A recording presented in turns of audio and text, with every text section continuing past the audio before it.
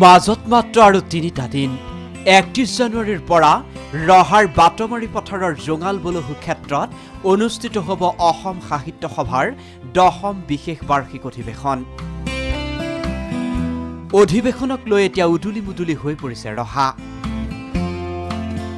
অধিৱেশনৰ প্ৰস্তুতি প্ৰায় সম্পূৰ্ণ কৰি তুলিছে আয়োজক সমিতিয়ে।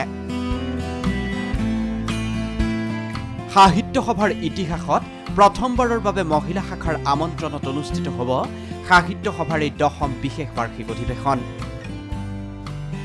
ৰহা সূৰ্যৱতী শাখা সাহিত্য সভাৰ আহ্বানত অনুষ্ঠিত হৈছে এই অধিৱেশনখন। প্ৰায় ১.৫ কোটি টকা বাজেটেৰে অনুষ্ঠিত হ'ব লগা এই অধিৱেশনৰ বাবে ২৬খন উপসমিতিয়ে নিজা নিজা দায়িত্ব লৈ ইতিমধ্যে কাম সম্পূৰ্ণ কৰি তুলিছে।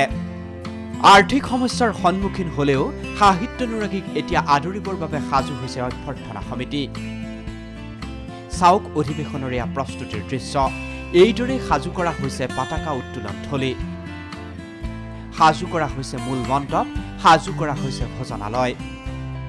অসম বিশেষ বাৰ্ষিক ৰহা অধিৱেশনখন সফলভাৱে সমাপ্ত কৰিবলৈ অহা ৩১ জানুৱাৰী, ১, ২, ৩ ফেব্ৰুৱাৰীত আমাৰ এই অধিৱেশনখন অনুষ্ঠিত হ'ব। পতাকাস্থলী আপোনালোকে দেখিছে আৰু ইফালে দেখিছে আমাৰ খাদ্যৰ যিটো হল বনোৱা হৈছে।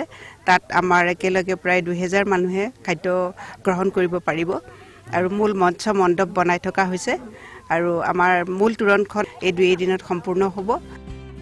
উল্লেখযোগ্য যে ১৯৮০ চনত বাটমাৰী পথাৰৰ এই জোঙাল বলহু ক্ষেত্ৰতে অনুষ্ঠিত হৈছিল সাহিত্য সভাৰ পূৰ্ণাংগ অধিৱেশন। তাৰ পিছত ৰহা সূৰ্যৱতী শাখাৰ আহ্বানত এইবাৰ অনুষ্ঠিত হৈছে ১০ম বিশেষ বাৰ্ষিক অধিৱেশন। এই অধিৱেশনৰ বাবে এতিয়া গাত তত নোহোৱা হৈছে ৰহাবাসীৰ। আখলত এইদৰে বিধে বিধে পিঠা-পনা প্ৰস্তুতত ব্যস্ত হৈ পৰিছে এইসকল মহিলা। অতিথিক আপ্যায়ন কৰিবৰ বাবে এইদৰে পিঠা-পনা প্ৰস্তুত কৰি অধিৱেশনৰ বাবে সাজু হৈছে এওঁলোক।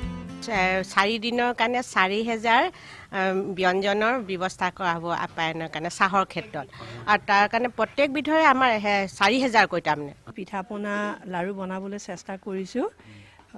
নাজানো আমি তেখেতসকলক কেনেকৈ শুশ্ৰূষা কৰিব পাৰোঁ। অসমীয়া জাতিটো এনেই অতিথি প্ৰিয় জাতি। মধ্য অসমৰ বিভিন্ন প্ৰান্তৰ পৰা এই অধিৱেশনৰ বাবে পিঠা লাড়ু আহিব বুলি জনাইছে এওঁলোকে। উল্লেখযোগ্য যে ৩ ফেব্ৰুৱাৰীলৈকে চলিব লগা এই ১০ম বিশেষ বাৰ্ষিক অধিৱেশনত হাজাৰ হাজাৰ সাহিত্যানুৰাগীৰ আগমন ঘটিব বুলি আশাবাদী আয়োজক সমিতি। ৰহাৰ পৰা কেমেৰা পাৰ্চন বিকিৰ সৈতে তপন কুমাৰ বৰা, DY365।